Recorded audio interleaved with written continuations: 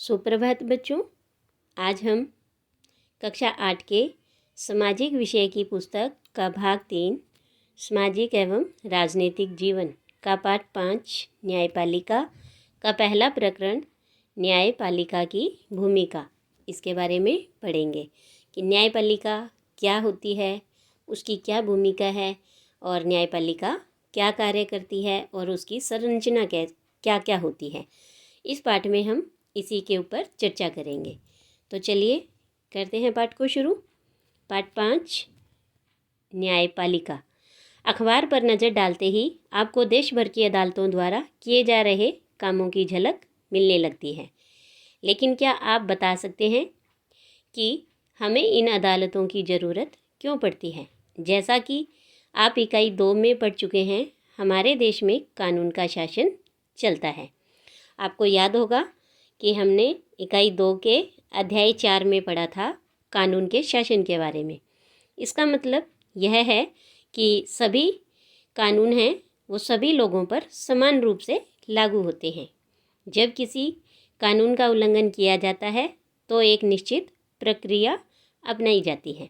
तो देखो बच्चों कि कानून के शासन का ये मतलब है कि सभी कानून सभी लोगों पर समान रूप से लागू होंगे। अब चाहे वो हमारे देश के राष्ट्रपति हों या कोई भी बड़ा अधिकारी हो, राजनेता हो या फिर एक साधारण नागरिक हो, तो सभी पर कानून समान रूप से लागू होंगे। और अगर इनमें से किसी ने भी किसी भी कानून का उल्लंघन किया, यानी कि मानो कि अगर राष्ट्रपति द्वारा किसी कानून का उल्लंघन होता है तो उनके लिए भी वही सज़ा निर्धारित है जो एक साधारण नागरिक के लिए। और इस कानून का उल्लंघन करने के बाद जो सज़ा का प्रावधान है उसकी एक निश्चित प्रक्रिया अपनाई जाती है। तो कानून के शासन को लागू करने के लिए हमारे पास एक न्याय व्यवस्था है और इस व्यवस्था में बहुत सारी अदालतें हैं जहां नागरिक न्याय के लिए जा सकते हैं। तो देखो कि हमारे भारत में बहुत सारी छोटी बड़ी अदालतें होती हैं, लेकिन सबसे नीचे की अगर हम बात करते हैं तो सबसे छोटी अदालत है जिला अदालत। फिर उससे ऊपर होती है उच्च न्यायालय, जो कि हर राज्य में एक होती है। और इससे भी ऊपर एक अदालत होती है जिसे सर्वोच्च न्यायालय या सुप्रीम कोर्ट कहते हैं, और वो हमारे भारत की राजधानी दिल्ली में स्थित होती है। तो इस तरह से ये जो अदालतें हैं वो न्याय के लिए बनाई जाती हैं कि प्रत्येक कोई भी नागरिक इन अदालतों में न्याय के लिए जा सकता है। इसके बाद आगे देखिए कि सरकार का अंग होने के नाते न्यायपालिका भी भारतीय लोकतंत्र की व्यवस्था बनाए रखने में अहम भूमिका निभाती है। और यह इस भूमिका को केवल इसीलिए निभा पाती है क्योंकि यह स्वतंत्र है, यानी जो न्यायपालिका है वह पूर्ण रूप से स्वतंत्र है। उस पर न्यायपालिका पर किसी भी राजनेता का, किसी भी अधिकारी का, बड़े से बड़े पद के ऊपर जो नेता बैठे हैं उनका किसी का भी कोई दबाव नहीं होता। तो इस तरह से जो न्यायपालिका है वो स्वतंत्र है। तो ये स्वतंत्र न्यायपालिका का क्या मतलब होता है? क्या आपके आसपास की अदालत और नई दिल्ली में स्थित सर्वोच्च न्यायालय के बीच कोई संबंध है? तो इस अध्याय में आपको इन्हीं सवालों के जवाब मिलेंगे। तो देखो बच्चों, यह है हमारे दिल्ली की सर्वोच्च न्यायालय, जो हमारे भारत का सबसे बड़ा न्यायालय है। इसके बाद हम बात करते हैं न्यायपालिका की क्या भूमिका होती है। अदालतें बहुत सारे मुद्दों पर फैसले सुनाती है। वे यह तय कर सकती है कि शिक्षकों को विद्यार्थियों की पिटाई नहीं करनी चाहिए। वे राज्यों के बीच नदियों के पानी के बंटवारे पर फैसला दे सकती है। वे किसी अपराध के लिए भी लोगों को सज़ा दे सकती है। तो इस तरह से न्यायपालिका है वो बहुत सारे मुद्दों पर फैसले सुनाती है। तो न्यायपालिका के कामों को मोटे तौर पर निम्नलिखित भागों में बांटा जा सकता है। तो देखिए, सबसे पहले है विवादों का निपटारा। अगर किसी भी नागरिक के बीच में, कुछ नागरिक हैं उनके बीच में नागरिक या सरकार के बीच में, या दो राज्यों की सरकारें, जैसे हमारे भारत में कई राज्य हैं, और अगर दो राज्य हैं, जैसे उदाहरण के लिए कि राजस्थान और पंजाब, अगर इन दोनों सरकारों के मध्य में कोई भी विवाद है तो उसका निपटारा भी न्यायपालिका करती है। और ऐसे ही अगर केंद्र सरकार और राज्य सरकार के बीच कोई भी विवाद है तो उसका हल भी न्यायपालिका ही करती है। तो इस तरह से इन नागरिक और सरकार, दो राज्य की सरकारों या केंद्र और राज्य सरकारों के बीच पैदा होने वाले विवादों को हल करने की क्रियाविधि मुहैया कराती है। इसके बाद दूसरा है न्यायिक समीक्षा। अब देखिए कि न्यायिक समीक्षा क्या होती है, कि संविधान की व्याख्या का अधिकार मुख्य रूप से न्यायपालिका के पास ही होता है, और इसी नाते यदि न्यायपालिका को ऐसा लगता है कि संसद द्वारा पारित किया गया कोई भी कानून संविधान के आधारभूत ढांचे का उल्लंघन करता है तो वह उस कानून को रद्द कर सकती है, और इसे ही न्यायिक समीक्षा कहा जाता है। यानी कि संसद ने कोई कानून बनाया और वो कानून अगर संविधान के ढांचे का उल्लंघन करता है, संविधान के नियमों का, उनके आधारभूत ढांचे का उल्लंघन करता है, तो न्यायपालिका उस कानून को रद्द कर सकती है, और इसे ही हम कहेंगे न्यायिक समीक्षा। इसके बाद कानून की रक्षा करना और मौलिक अधिकारों का क्रियान्वयन करना, यह भी न्यायपालिका का कार्य होता है। कैसे? अगर देश के किसी भी नागरिक को ऐसा लगता है कि उसके मौलिक अधिकारों का उल्लंघन हुआ है तो वह सर्वोच्च न्यायालय या उच्च न्यायालय में जा सकता है। तो देखो कि ये हम सभी को पता है कि हमें संविधान द्वारा भारत के प्रत्येक नागरिक को 6 मौलिक अधिकार दिए गए हैं। अगर हमें ये लगता है कि इससे हमारे मौलिक अधिकार का उल्लंघन हो रहा है तो वह अपने राज्य के उच्च न्यायालय में या फिर भारत के अपने देश के सर्वोच्च न्यायालय में जा सकता है। उदाहरण के लिए कक्षा 7 की किताब में आपने हाकिम शेख के बारे में पढ़ा था, जो खेतीहर था। तो देखो बच्चों, आपको याद होगा हमने कक्षा 7 में पढ़ा था हाकिम शेख के बारे में। क्या था? देखिए कि वो एक मज़दूर था। वो चलती हुई ट्रेन से गिरकर घायल हो गए थे। जब कई अस्पतालों ने उनका इलाज करने से मना कर दिया तो उनकी हालत काफ़ी ख़राब हो गई थी, और इसी मामले की सुनवाई के बाद सर्वोच्च न्यायालय ने यह फैसला दिया कि संविधान के अनुच्छेद 21 में प्रत्येक नागरिक को जीवन का मौलिक अधिकार दिया गया है, और इसमें स्वास्थ्य का अधिकार भी शामिल है। और इसी के परिणाम स्वरूप न्यायालय ने पश्चिम बंगाल सरकार को आदेश दिया कि वह अस्पतालों की लापरवाही के कारण हाकिम शेख को जो नुकसान हुआ है उसका मुआवजा दे। और सरकार को यह आदेश भी दिया गया कि वह प्राथमिक स्वास्थ्य व्यवस्था की रूपरेखा तैयार करे और उसमें आपात स्थितियों में रोगियों के इलाज पर विशेष ध्यान दिया जाए। तो देखो, जो इस तरह से ये सारी एक प्रक्रिया चली, और ये है पश्चिमी बंग खेत मजदूर समिति और पश्चिम बंगाल राज्य की सरकार के बीच में केस था। 1996 की बात है ये। तो देखिए यहाँ पर आपको ये एक चित्र दिखाई दे रहा है। यह है हमारे भारत का सर्वोच्च न्यायालय, और सर्वोच्च न्यायालय की स्थापना 26 जनवरी 1950 को की गई थी, और उसी दिन ही हमारा देश है वो गणतंत्र बना था। यानी इसी दिन 26 जनवरी 1950 को हमारे देश का संविधान बनकर तैयार हुआ और लागू किया गया था। तो अपने पूर्ववर्ती फेडरल कोर्ट ऑफ इंडिया जो 1937 से 49 की तरह हैं, यह भी न्यायालय पहले संसद भवन के अंदर ही चैम्बर ऑफ प्रिंसेस में हुआ करता था, और इसे 1958 में इस इमारत में स्थानांतरित किया गया।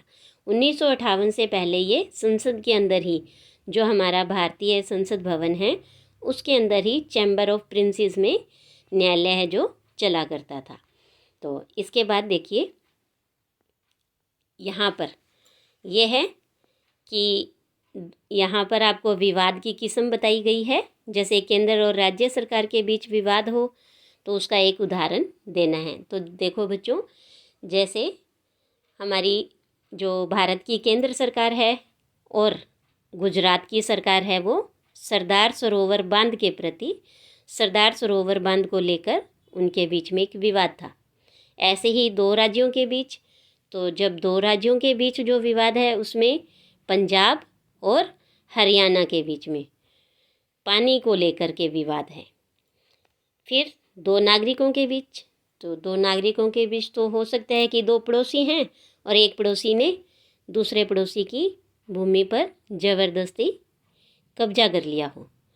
और इसी तरह से ऐसा कानून जो संविधान का उल्लंघन करते हों, तो ये देखो कि जैसे कोई भी अस्पताल द्वारा घायल व्यक्ति को भर्ती करने से इनकार करना, जैसे हमने अभी हाकिम शेख की कहानी पढ़ी थी, है ना।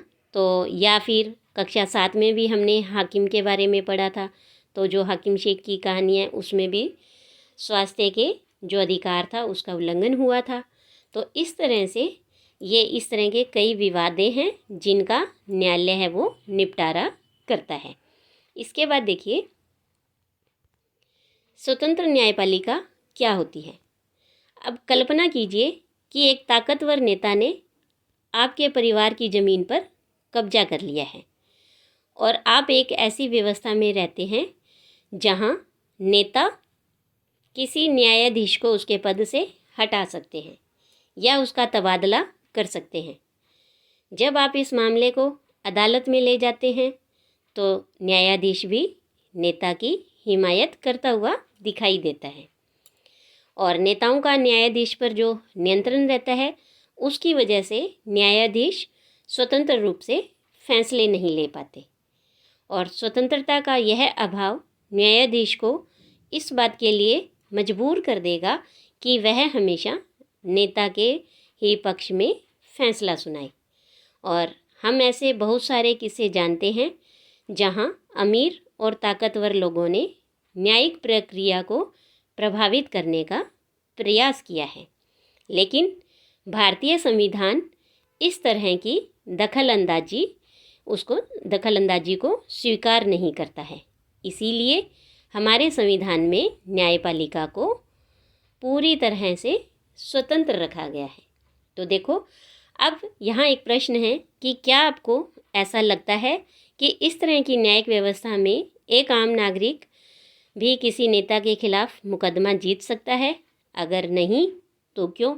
देखो बच्चों, अगर इस प्रकार की कोई भी न्यायिक व्यवस्था होगी जहाँ किसी न्यायाधीश को कोई भी नेता उसके पद से हटा सकता है या फिर उसका तबादला कर सकता है, तो वहाँ ऐसी व्यवस्था में एक आम नागरिक किसी भी नेता के खिलाफ मुकदमा नहीं जीत सकता। क्यों? क्योंकि इस स्थिति में जो न्यायाधीश है यानी जज है वो स्वतंत्र रूप से फैसले नहीं ले सकते हैं और अगर वो फैसला लेगा तो भी वो फैसला हमेशा नेता के पक्ष में ही सुनाएगा। तो इसीलिए इन्हीं चीज़ों से, इन्हीं विवादों से बचने के लिए हमारे भारत में, हमारे भारतीय संविधान में न्यायपालिका को पूरी तरह से स्वतंत्र रखा गया है। इसके बाद आगे देखिए, इस स्वतंत्रता का एक पहलू है शक्तियों का बंटवारा। जैसा कि आपने पहले अध्याय में पढ़ा था कि यह हमारे संविधान का एक बुनियादी पहलू है। इसका मतलब यह है कि विधायिका और कार्यपालिका जैसी सरकार की अन्य शाखाएं न्यायपालिका के काम में दखल नहीं दे सकती हैं। अदालतें सरकार के अधीन नहीं हैं, ना ही वे सरकार की ओर से काम करती है। शक्तियों के इस बंटवारे को दुरुस्त रखने के लिए यह भी महत्वपूर्ण है कि उच्च न्यायालय और सर्वोच्च न्यायालय के सभी न्यायाधीशों की नियुक्ति में सरकार की अन्य शाखाओं का कोई भी दखल ना हो। यानी न्यायाधीशों की नियुक्ति करने के लिए सरकार की ये दोनों शाखाएं हैं, इनका कोई दखल नहीं होता। इसीलिए एक बार नियुक्त हो जाने के बाद किसी न्यायाधीश को हटाना बहुत मुश्किल होता है, तभी तो न्यायपालिका है वो स्वतंत्र रह सकेंगी। इसके बाद देखिए, न्यायपालिका की यह स्वतंत्रता अदालतों को बहुत भारी ताकत देती है। इनसे अदालतों को ताकत मिलती है। इसके आधार पर वे विधायिका और कार्यपालिका द्वारा शक्तियों के दुरुपयोग को रोक सकती हैं। न्यायपालिका देश के नागरिकों के मौलिक अधिकारों की रक्षा में भी अहम भूमिका निभाती है, क्योंकि अगर किसी को लगता है कि उसके अधिकारों का उल्लंघन हो रहा है तो वह अदालत में जा सकता है। तो देखिए बच्चों, यहाँ भी एक प्रश्न है कि 2 वजह बताइए कि लोकतंत्र के लिए स्वतंत्र न्यायपालिका अनिवार्य क्यों होती है। तो देखिए कि लोकतंत्र के लिए न्यायपालिका की स्वतंत्रता होनी अनिवार्य है, क्योंकि न्यायपालिका की स्वतंत्रता अदालतों को ताकत देती है और इसी ताकत के आधार पर, इसी स्वतंत्रता के आधार पर वे विधायिका और कार्यपालिका द्वारा शक्तियों के दुरुपयोग को रोक सकती है। यानी नेता है वो अपने किसी भी शक्ति का दुरुपयोग नहीं कर सकते हैं। और दूसरा कि न्यायपालिका देश के नागरिकों के मौलिक अधिकारों की रक्षा करती है। न्यायपालिका अगर स्वतंत्र नहीं होती तो नागरिकों के मौलिक अधिकारों का हनन होगा। इसीलिए जो न्यायपालिका है उनका स्वतंत्र होना अनिवार्य होता है। तो आज के लिए इतना ही। धन्यवाद।